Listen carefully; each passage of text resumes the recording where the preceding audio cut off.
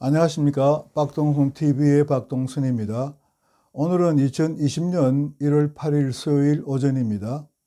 오늘은 문재인 대통령의 신년사에 관해 말씀드리려고 합니다. 문재인은 2020년 신년 첫날이 7일이나 지난 어제 국정 전반과 남북한 문제와 관련하여 신년사를 발표했습니다. 기자회견을 열어서 기자들의 질문도 받고 했으면 좋았을 텐데 아마도 기자회견은 기자들의 질문에 능동적으로 대답하기가 어려워서 신년사를 읽는 것으로 대신한 것 같습니다. 연설문은 고등학교만 졸업해도 잘 읽을 수 있습니다. 문재인의 연설은 몇 가지 주제를 가지고 있지만 언어의 부적절한 사용, 주어 생략, 너무 많은 미사어구, 말의 유희, 같은 말의 반복 사용, 혼잡스러운 문장 구성 등으로 이해하기가 매우 어려웠습니다. 한마디로 정리되지 않은 연설문이라는 인상을 받았습니다. 문재인은 서두에 3.1 운동, 임시정부 수립, 4.19, 5.18과 같은 그것은 언급하면서도 8.15 대한민국 정부 수립, 금년이 70주년이 되는 6.25에 대해서는 한마디도 말하지 아니했습니다.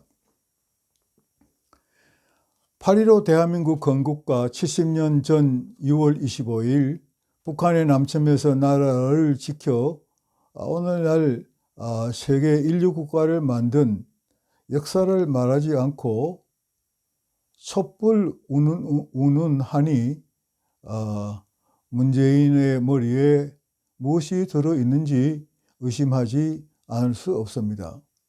문재인은 이렇게 말했습니다. 정의롭고 안전하며 더 평화롭고 행복한 나라다운 나라를 만들라는 국민의 준엄한 명령에 따라 우리 정부는 과감한 선택을 했습니다. 미사어구만 늘어놨습니다.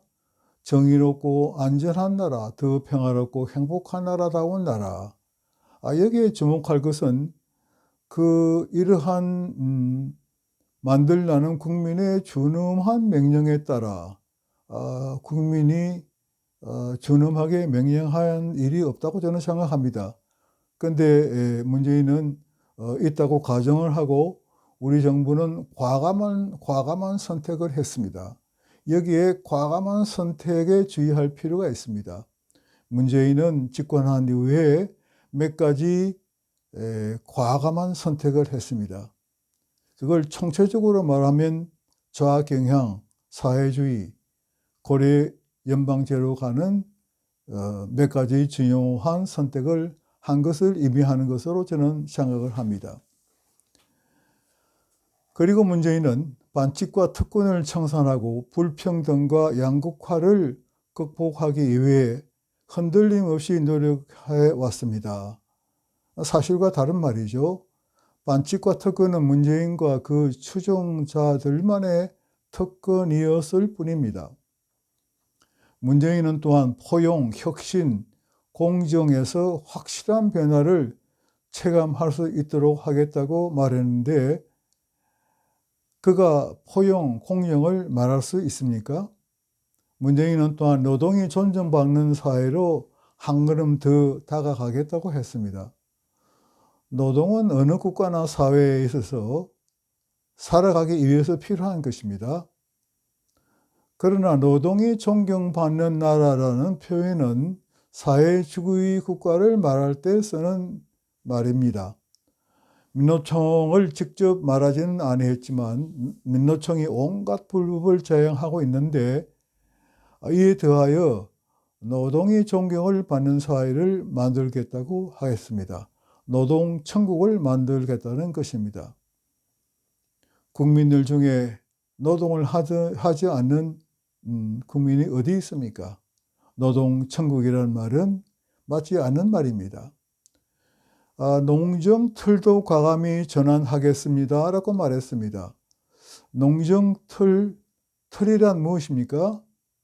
혹시 순수한 한글 표현입니까? 그렇지 않으면 북한식 표현입니까? 아마도 농정 구조를 의미하는 것 같습니다. 그리고 문재인은 안전 문제, 미세먼지, 교통사고, 산재, 자살 예방, 계절 관리 등 장황하게 늘어놓았습니다. 대통령이 국정에 관해서 국민에게 보고하는 연설문에서 교통사고, 자살 예방까지 말하는 것은 지나친 것은 아닐까요? 그리고 계절 관리제랑은 또 무엇입니까? 정부가 계절도 관리할 수 있다는 뜻입니까? 경제에 대해서도 혁신의 기운을 경제 전반으로 확산시키겠다. 이해관계자의 갈등 조정, 사회적 타협, 상생의 힘, 공정경제에 운운하면서 알 수 없고 적절하지 않은 만들만 늘어놓았습니다. 전부 미사어구들입니다. 공수처법에 대해서는 누구나 법 앞에서 특권을 누리지 못하고 평등하고 공정하게 법이 적용되도록 하는 제도라고 설명했습니다. 그러나 우리가 알고 있는 것 같이 공수처법은 독재국가에서나 있는 제도라고 할 수 있을 것입니다. 그러나 문재인이 진정으로 하고 싶었던 말은 이러한 문제들이 아니고 아마도 남북 문제에 관한 이야기를 정정적으로 하려고 했던 것 같습니다. 그래서 A4 용지로 10여 페이지 되는 연설문에 3페이지 이상을 남북 관계에 할애했습니다. 그는 이렇게 이야기했습니다. 존경하는 국민 여러분, 한반도 평화를 위한 인고의 시간입니다. 인고의 시간은 또 무엇입니까? 굉장히 어려운 말을 썼습니다. 그 어느 때보다도 지금은 평화를 향한 신념과 국민들의 단합된 마음이 절실한 시점입니다. 우리 정부 들어, 문재인 정부 들어섰다는 뜻이겠죠. 우리 정부 들어 평화에 대한 기대와 희망이 어느 때보다 높아졌습니다. 그러나 지난 1년간 남북 간 협력에 있어 더 큰 진전을 이루지 못한 것이 아쉽습니다. 여기 제가 하나 2017년까지 한반도에 드리웠던 전쟁의 먹구름이 물러가고 평화가 성큼 다가왔습니다.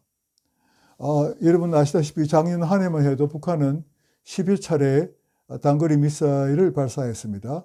그리고 지난해 연말에는 대륙간 유도탄을 발사할 것이라는 엄포를 놓기도 했습니다. 그런데 전쟁의 먹구름이 지나가고 물러가고 평화가 성큼 다가왔다고 할 수 있습니까?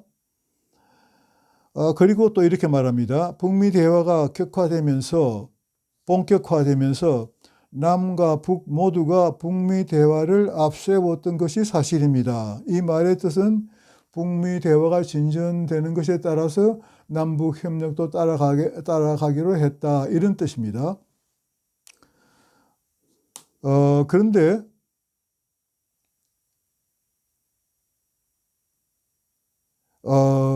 북미 대화가 성공하면은 남북 협력의 문이 더 빠르게 더 활짝 열릴 것이라고 기대했기 때문입니다. 지금 말씀드린 바와 같습니다. 북미 회담이 성공하고 빨리 나가면 남북 협력도 빨리 갈 것을 고대했다, 이런 뜻이겠죠. 그런데 이제 사정이 달라졌습니다. 이 문재인의 말입니다. 그러나 북미 대화의 교착 속에서 지금 교착 상태에 빠졌다, 그 얘기입니다. 교착 속에서 남북 관계의 후퇴까지 염려되는 지금 북미 대화의 성공을 위하여 노력해 나가는 것과 함께 남북 협력을 더욱 정진시켜 나갈 현실적인 방안을 모색할 필요성이 절실해졌습니다. 지금 여기 세 가지 포인트가 있습니다. 미북 회담이 교착 상태에 빠져 염려가 들어갔다. 그래서 미북 회담을 미북 회담의 성공을 위해서 더 노력해야 되겠다. 그러나 이러한 이제 성공을 위해서 정정시켜 나갈과 동시에 북한과의 현실적인 협력 방안을 모색할 필요성이 더 절실해졌다 이것입니다. 그러니까 문재인은 미북 간의 협상이 진전을 보지 못하더라도 금년에는 북한에 대한 경제 협력을 추진해 나가야 하겠다는 지금 생각을 지금 여기에 필요한 것이라고 볼 수가 있는 것입니다. 그러나 이것은 엄청난 국제적인 반대를 불러일으킬 것입니다. 국제적인 반대뿐만 아니라 미국의 반대를 불러일으킬 것입니다. 그것은 북한에 대한 협력은 지금 유엔 안보리의 제재 조치에 의해서 제동이 걸려 있는 상태이기 때문입니다. 따라서 유엔 안보리 결의가 없는 한 대한민국 단독으로 북한에 대한 경제 지원을 재개할 수는 없습니다. 문재인이 이렇게 북한에 대한 경제 협력의 절실성을 거듭 강조하면서도 북한의 비핵화 문제에 대해서는 한마디도 언급하지 아니했습니다. 문재인은 또한 북한이 대한민국과 생명 공동체라고 했습니다. 북한이 대한민국의 생명 공동체입니까?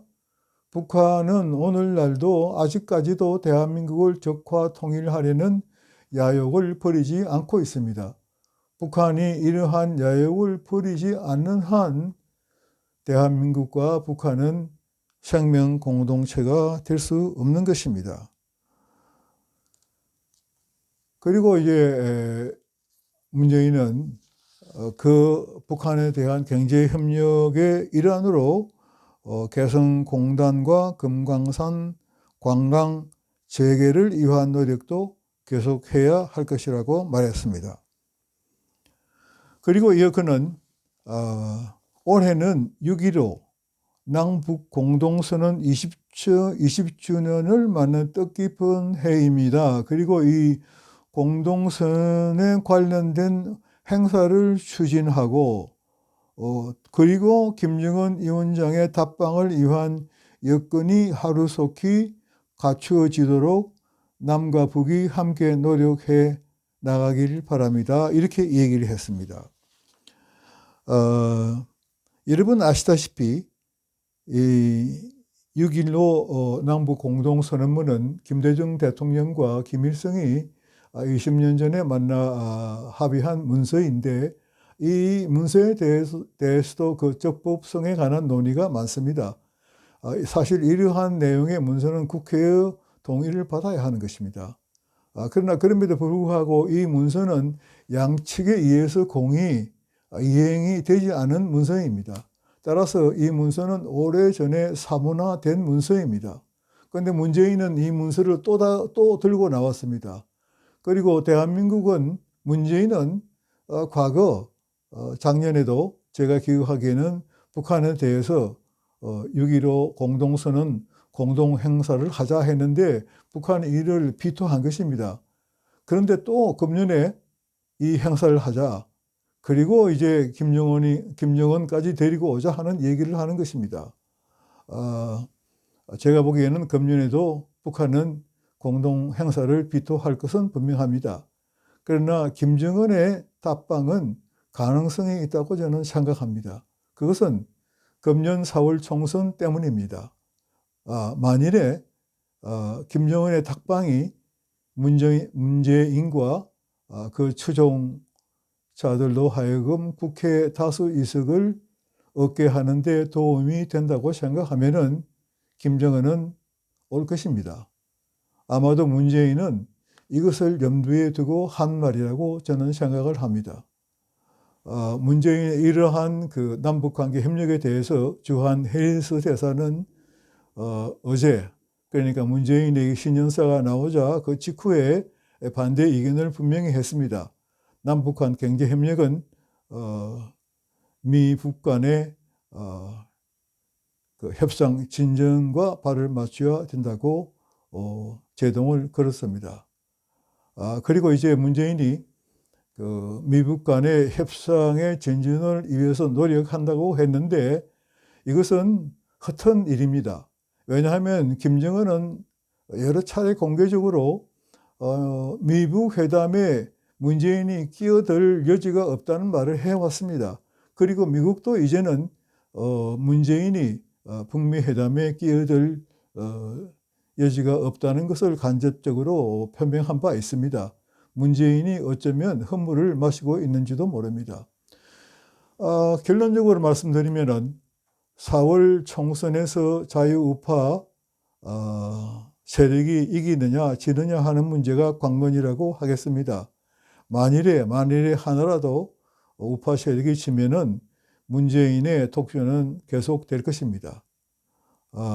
만일 우파가 꼭 승리해야 되겠죠. 우파가 이기면은 문재인의 독재에는 제동이 걸릴 것입니다. 이것으로 오늘 제 논평은 마치겠습니다. 경청해 주셔서 감사합니다.